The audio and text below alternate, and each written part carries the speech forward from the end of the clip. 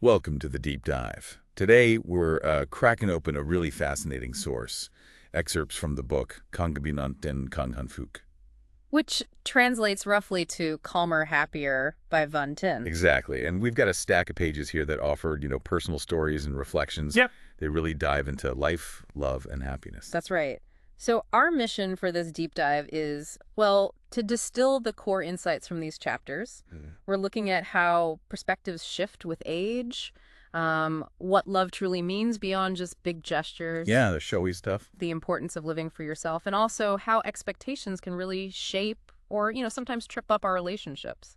It feels like a journey through different life stages and the sort of wisdom you pick up along the way. Okay, let's unpack this. Let's do it. The source starts us off with a really vivid picture, doesn't it? How age can just dramatically change your view on things. It does. The book opens with this scene. It's almost like a snapshot. Three women having tea. One's in her 20s, the author herself is in her 30s, and the third is in her 40s. Simple setup, but wow, it immediately shows these striking generational differences. Yeah, you see the woman in her 20s. Yeah. And her focus is just squarely on youth, beauty, and, well, getting wealthy. Right. The source quotes her pretty directly, saying her goal is marrying rich. Like, she even accepts potential downsides. Like being deceived. Yeah, because to her, being with a poor man is like the bigger risk. She's talking about her Tiffany necklace, designer handbag. Yeah. All that stuff. Material symbols. And she has specific requirements for a partner, too, right? Yeah. Height, financial status. Exactly. And then you contrast that sharply with the woman in her 40s in the same scene. Her whole vibe is just different. So, The source describes her focus as being on calm, grace, wisdom. She actually says she doesn't have many big desires anymore. really? Yeah, maybe just wishing her kids turn out smart and well-behaved, that kind of thing. It's fascinating how the author places herself right between them, observing. She does. In her 30s, kind of reflecting on her own youth, starting to pass and looking ahead to 40. Hoping for that same sense of grace, maybe. Yeah, that grace and ease she sees in the older woman. And there's that little anecdote about the rain that really highlights things. Well, yeah, the rain. It starts pouring. Yeah. The 20-year-old, immediately upset, can't get a taxi. Galwa. While the woman in her 40s just calmly pulls out her phone, calls her husband to pick up their child. No fuss. And the author offers the younger one a ride. But she's already got someone coming. So different problems, different solutions, different levels of reliance, you could say. Right. And the key takeaway here, the source really emphasizes this. Is a strong caution against judging others. Yeah, the author writes something like, we shouldn't evaluate other people's lives based on our own perspective. Because if you don't understand the circumstances, it's just arbitrary judgment. You know nothing about them, really. So what it boiled down to is that happiness, success, what you value, Yeah. it looks completely different depending on where you are in life. And your experiences, yeah. It's easy to just project your own stuff onto others. Okay, so that sets the stage. Yeah. Let's transition into what the source says about love. It challenges some common ideas there, too. It really does. It argues we often look for love in maybe the wrong places, like focusing on grand gestures. When the real core might be quieter. Exactly. And it uses this anecdote about the author and her husband, A. and Gun, to show this. The chestnut story. That's the one. She asks him to buy her chestnuts, small, everyday thing, and he totally forgets. And she's initially upset, thinking, see, he doesn't care. Naturally, but then later, she gets sick. Middle of the night sick. Yeah. And he immediately gets up, goes out for medicine, makes her congee. Ah, okay. So her first thought is probably, right, that's love. Forget the chestnuts, he did this. That's what you'd think. But Anan Gun, according to the source, offers a different perspective. Yeah. He tells her, look, forgetting the chestnuts doesn't mean I don't love you. People forget things. We're not perfect. Okay, fair enough. But then, maybe more surprisingly, he says, buying the medicine and making congee, while kind. It doesn't necessarily mean he loves her uniquely. Okay. Because he might do the same for anyone, out of basic human kindness or obligation. That's a twist. So how does he define love then, if not by these actions? He argues you just can't judge the depth of love based on one or two isolated things, good or bad. You need the bigger picture. Exactly. Is he willing to stay, to protect you, be there consistently? And the source gives that parallel story about her pregnant friend, Tuve. Right, whose husband rushes out late at night for pastries. Yeah, and Tuve is totally convinced this is proof of his massive love and devotion. Makes sense from her perspective. But When Engan talks to the husband later, the husband reveals he went because he thought the unborn child might be craving them. Not because he was just indulging his wife's maybe unreasonable craving. Precisely. He emphasizes that love is built on mutual understanding, not just one person constantly giving in. That really shifts the focus, doesn't it? Away from the act itself to the motivation and the relationship dynamic. It does, and the source takes this even further. Remember the car accident. Where Eingun shields her, protects her physically. Right, and the author initially thinks, okay, this self-sacrifice, this must be the highest form of love.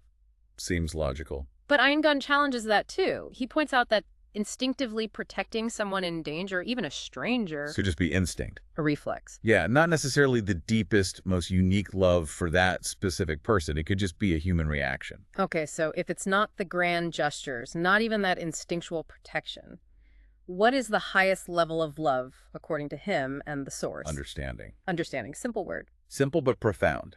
His definition is just understanding. He argues that, the initial spark, the attraction, that might start love. But understanding is harder, vastly harder to achieve and maintain. But it's that understanding, truly loving the other person in the way they need to be loved, not just how you want to show love, that makes a relationship last and thrive without causing suffering. Wow, that's powerful.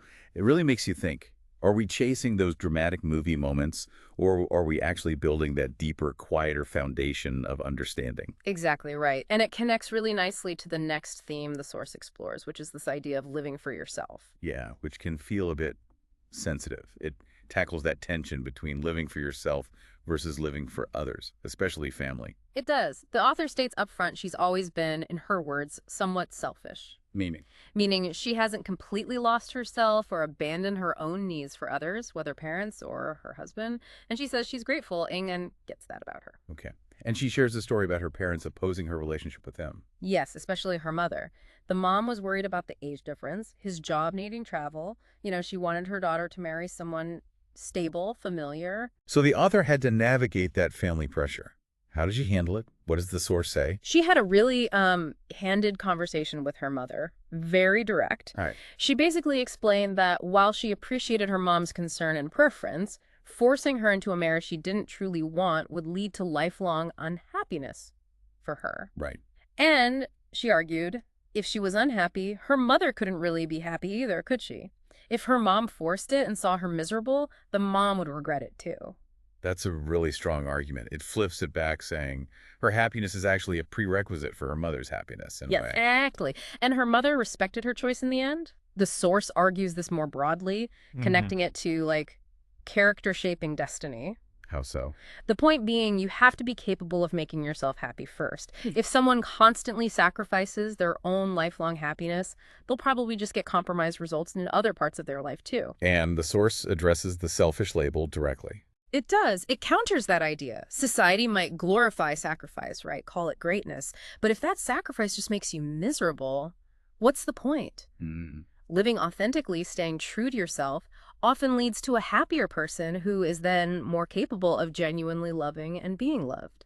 It really brings up that fundamental question. How do we find that balance? Honoring our own needs and choices while navigating the desires and expectations of the people we love most. It's a constant negotiation, isn't it? Which maybe leads us to the next facet the source explores, romance. Romance. This section offers a really lovely perspective, I thought. Less about the big drama, more about enduring connection. Totally.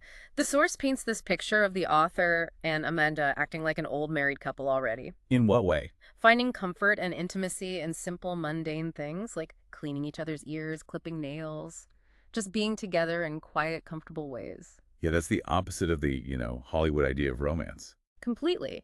And the author reflects on her future, thinking about being 45, wanting freedom to travel, but also acknowledging responsibilities, aging parents, her child. Right. But then she comes back to Engan's definition of the most romantic thing. And yeah, we can guess it's not flowers or diamonds. Definitely not. He describes it simply as enduring presence. Enduring presence. The most romantic thing for him is being together when they're old and gray, sitting together in the sun, maybe reminiscing. Singing an old song together. Yeah. And the source gives that really poignant image of an elderly couple just peacefully passing away together. Finding the ultimate romance not in a fleeting moment, but in a whole lifetime of shared moments and a quiet shared end. It's beautiful, very resonant, and the Valentine's Day story underscores this too, doesn't it? Yes, perfectly. Yeah. The author feels a little bit wistful seeing flowers everywhere. Especially since Aiden never buys her flowers because of her joke about men who buy flowers having bad intentions. He took her seriously on that one. Seems like it.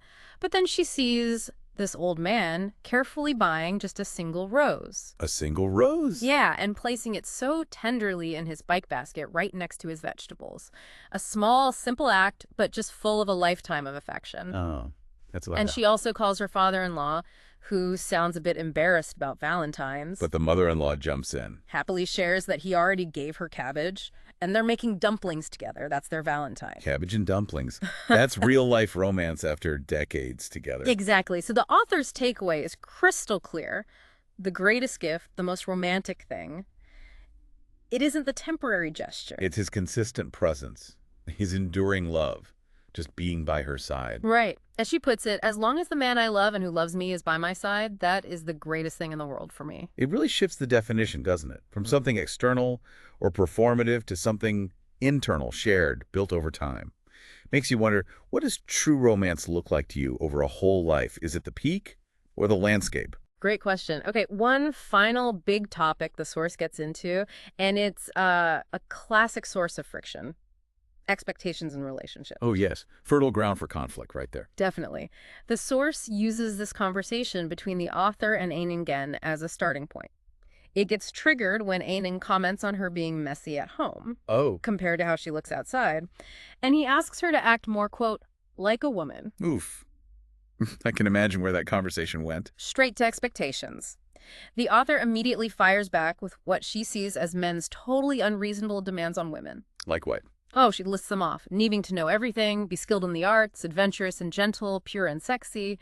She basically says women are expected to be like a transforming robot. Huh. Okay, fair point. So what does Aiden say to that? Does he have a list too? Oh, you bet he does.